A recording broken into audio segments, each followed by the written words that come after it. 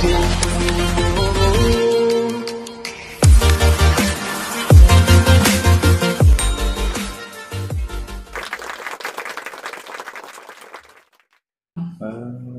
itu yang saya khawatirkan gitu. Karena saya sudah merasakan dulu waktu zaman saya SMA nih, saya senang main basket. Saya ikut ekskul basket di sekolah. Pas saya ikut ekskul basket, kok saya merasa skill saya nggak meningkat ya. Latihannya kurang sering kali Pak. Ya latihannya lumayan, gitu. sampai weekendnya saya ikut latihan gitu. Iya. Tapi saya nggak tahu kenapa, kok skill saya nggak berubah. Iya. Akhirnya ada teman saya ngajakin ikut klub. Klub itu berarti yang khusus basket doang. Khusus basket gitu. Dan yang saya lihat pelatihnya ini mantan atlet nasional. Nah ternyata waktu saya ikut klub, gak usah nunggu 1 tahun, 1 bulan aja itu skill saya berubahnya drastis. Sampai teman-teman saya bilang, dia ikut klub ya dong. Ada perbedaan signifikan? Oh sangat signifikan. Yang tadinya saya kalau misalnya ngoper bola bingung gitu kan. Yang tadinya jagain gawang tuh. Iya, sepak bola. Jagain ring belakang. Diem. Skill saya ngolah bola juga kurang bagus gitu kan. Nah, pas saya ikut klub, benar-benar pelatihnya ngasah saya tuh dengan luar biasa gitu. Dia mengetahui ini anak kurangnya apa, yang harus dikoreksi yang mana, terus dipisahkan juga dari umurnya, yang sudah memiliki skill yang bagus, ada ininya sendiri, treatmentnya sendiri gitu kan. Jadi memang diatur dengan baik. Tapi kan kalau di ekskul kan udah gabung semua. Mau yang bisa emang kagak. Iya. Jadi yang bisa tuh nunggu yang kagak bisa dulu sama gitu kan. Bisa loh, bisa. Terus pelatihnya juga bukannya mantan atlet nasional, tapi mantan anak yang sekolah di situ gitu, alumni. Nah di sini kan akhirnya jadi ada perbedaan yang signifikan antara orang yang memang memiliki kepakaran di suatu bidang sama yang tidak memiliki. Itu akan ada perbedaan yang gapnya terlalu jauh. Iya benar. Jadi bisa dikatakan kalau misalnya mau benar-benar serius gitu ya, jangan yang coba-coba gitu. Iya. Langsung dengan pakarnya. Gitu. Harus dengan pakarnya. Karena kan Nabi sudah bilang bahwa apabila suatu pekerjaan yang dikerjakan oleh orang yang bukan ahlinya, tunggu kehancuran. Ya makanya hasil saya begitu di ekskul, nggak ada perkembangan gitu. Saya mikir saya yang bodoh apa pelatihnya gitu kan? Bingung sendiri ya kita. Iya. Bertanya pada diri sendiri gitu. Benar. Yang salah gitu. Sampai saya nyesel ikut klub. Kenapa nggak dari dulu? Kenapa nggak dari dulu saya SD gitu? Kalau saya dari SD udah ikut klub basket, mungkin skill saya udah luar biasa. Jadi benar kalau misalnya ada anak yang minta untuk boarding gitu ya, untuk boarding dalam sebuah klub atau sebuah itu nggak masalah atas potensinya gitu ya. Nggak masalah. Kalau anaknya meminta, karena boarding yang saya maksud itu dia mengasah potensi yang kita miliki. Nah, apalagi potensi yang kita miliki ini butuh yang namanya latihan-latihan yang konsisten. Ya penanganan yang terbaik gitu ya. Yang butuh rentang waktu yang panjang. Itu baru boarding yang terbaik kayak gitu ya Pak? Iya. Yang sesuai dengan potensinya. Gitu. Iya. Jadi bukan dipaksa. Bukan dipaksa terus kita di boarding itu belajar segala hal. Iya, macam-macam hal yang kita rasakan kurang kita minati misalnya. Sama aja guys. Nah ini yang harus jadi pemikiran para orang tua juga gitu. Karena bakatnya anak-anak kita ini kalau tidak dimaksimalkan ya sama saja kita tidak bersyukur dengan nikmat yang sudah Tuhan berikan kepada kita. Iya. Dan paling utama seperti itu sih kayaknya. Misalnya contoh nih anak ini saya minat misalnya menjadi seorang penceramah gitu. Silakan diboardingkan di tempat yang kalau ada. Ya kalau ada gitu. Ya apa-apa. Jadi boarding itu jangan dipaksakan dia harus boarding dengan sesuai tidak potensinya gitu ya. Malah di boarding itu malah jadi tertekan dan kawan-kawan. Tapi kalau dia senang di boarding itu dalam bentuk klub, dalam bentuk yang bakatnya yang dia senangi, ya sudah, itu yang terbaik ya Pak. Iya. Yang terbaik seperti itu. Itu saya sangat mendukung karena kita mensyukuri nikmat yang sudah Tuhan berikan kepada anak kita. Jadi sangat disayangkan kalau Tuhan sudah memberikan potensi ke anak kita, terus kita nggak ngapa-ngapain gitu. Kita malah jejelin anak kita ini ke bidang yang bukan anak kita yang menjadi strength-nya, malah ke kelemahannya. Iya, dengan alibi itu yang terbaik. Orang tua biasa kayak gitu. Iya. Santrennya di sini, yang baik itu. Iya, itu karena versi kita terus. Versi kita terus, iya benar. Sayang banget ya, bakatnya nggak kasar. Gitu. Benar. Apalagi kalau kita misalnya ingin masukin anak gitu ke suatu boarding yang punya muatan agama yang besar gitu. Tujuannya ingin kita menyerahkan 100% pendidikan agama itu ke orang lain. Iya itu. Nah, padahal kalau menurut saya itu kurang bijak. Kenapa kurang bijak? Karena orang tua seharusnya menyadari gitu bahwa agama ini bukan hanya sekedar ritual. Karena Nabi aja sudah jelas gitu. Dia diutus ke muka bumi ini untuk memperbaiki akhlak, menyempurnakan akhlak. Seharusnya kan tujuan kita ke sana. Iya. Apakah Nabi diutus ke muka bumi ini untuk tugas yang lain gitu selain akhlak? Terus ngapalin gitu. Iya, ini kan yang bahaya. Iya. Nah, seharusnya kita jadi orang tua itu mengikuti apa yang menjadi perintah Nabi. Udah petunjuknya itu Pak. Iya. Nah, berarti kan kita istilahnya mengetahui bahwa Nabi menginginkan hal seperti ini, sih sudah kita fokus ke sana. Kita harus menjadi agent of change ke anak kita gitu. Bahwa kita harus membuat anak kita ini memiliki akhlak yang baik. Iya. Nah, kalau itu menjadi tujuan kita, inilah yang menurut saya hal yang paling benar. Dan apalagi anaknya minta gitu kan. Iya. Wah, saya mau disekolahin ini dong, nginep supaya saya paham tentang agama, silahkan. Iya, nggak masalah. Kalau saya sih nggak masalah ya. Iya, kalau gitu. misalnya anak yang meminta, bukan orang tuanya memaksakan. Wah, itu boarding yang terbaik berarti sesuai apa yang anak mau. Iya, yang penting anak jangan juga kita bujuk-bujuk. Ya itu. Atau ditipu muslihat kan. Iya, karena kita ngerasa ada keinginan yang anak kita kayaknya kurang setuju, terus kita dengan berbagai cara mengelabui anak kita. Nah, ini yang bahaya. Atau misalnya dijanjikan sesuatu gitu ya. Iya, apalagi kalau janjinya itu sampai nggak ditepati.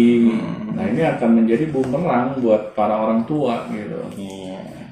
Kalau saya sih intinya ketika anak memang meminta dan apa yang dia minta ini adalah hal yang baik, ayo kita dukung. Jadi jangan sampai kita yang malah mengatur kehidupan anak kita. Karena ada porsinya juga. Kita tidak bisa menginginkan anak 100% kayak orang tuanya. Ya apalagi kalau misalnya orang tua merasa, waduh, gue nih bekas anak bandel misalnya. Gue pengen anak gue lebih soleh gitu. Nah, tapi orang tua nggak nyadar bahwa dia sudah tahu nih nggak soleh. Ya dia harusnya kan berkaca diri gitu untuk memperbaiki diri agar dia menjadi soleh duluan gitu. Iya, bukan nyuruh anak jadi soleh, dia agak. Iya. Nanti anak bingung gitu kan.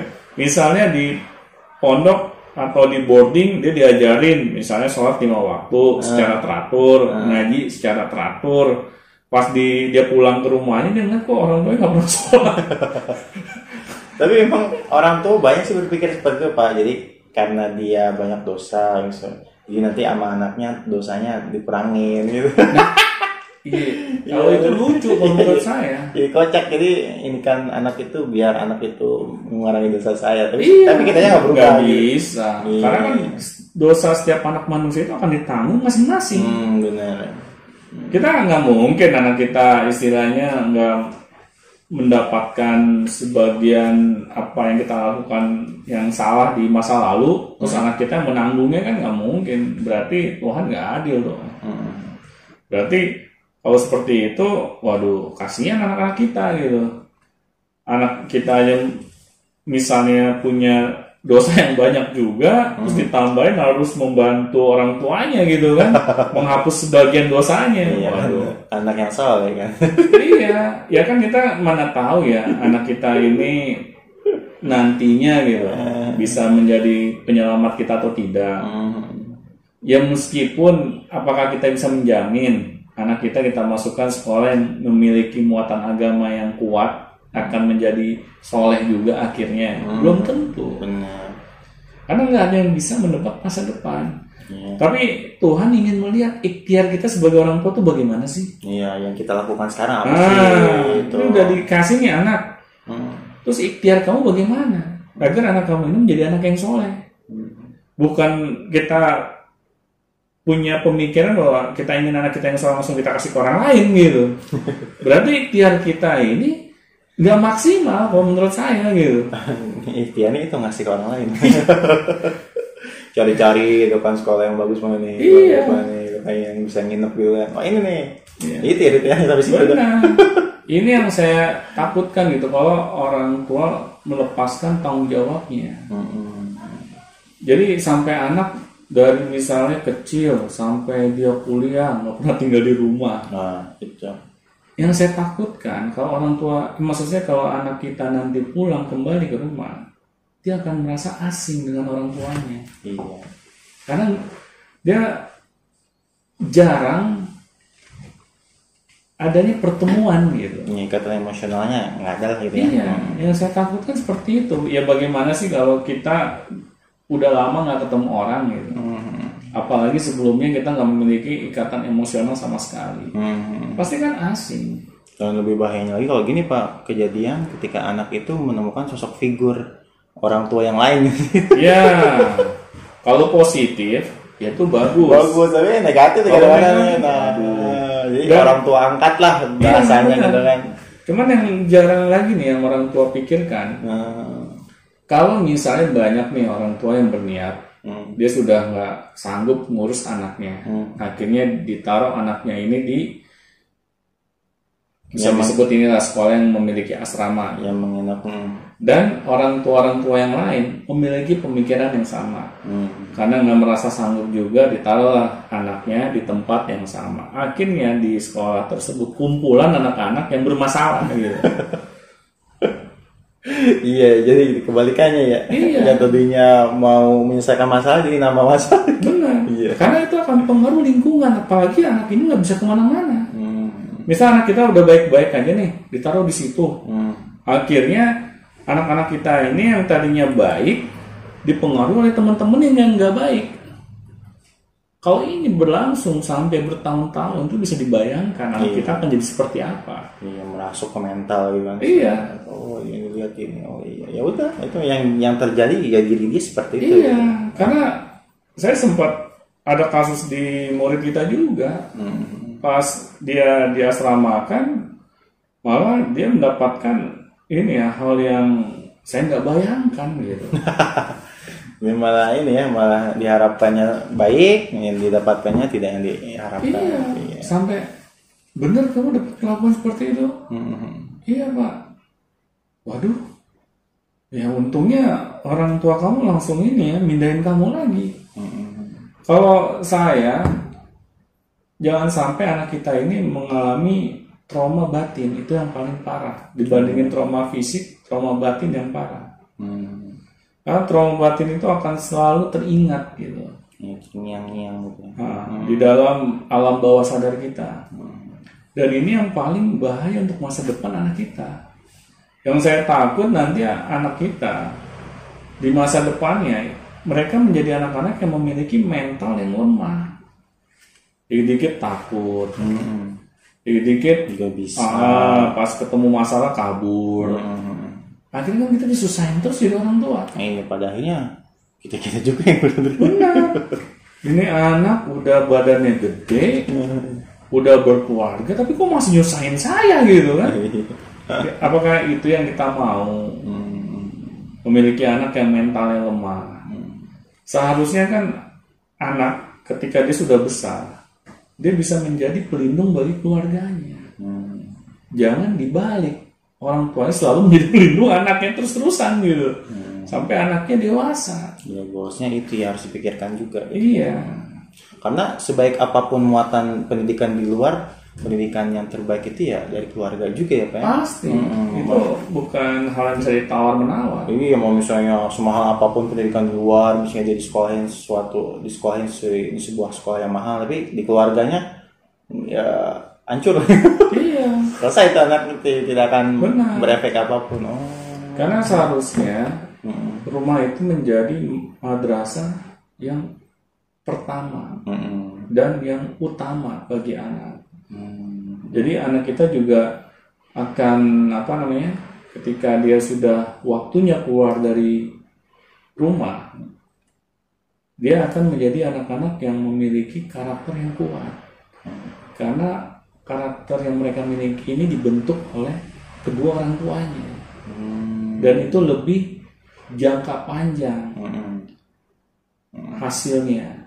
Nah, disinilah orang tua harus berpikir bahwa anak yang kita lahirkan dari rahim kita ini adalah memang tanggung jawab yang diberikan oleh Tuhan kepada kita.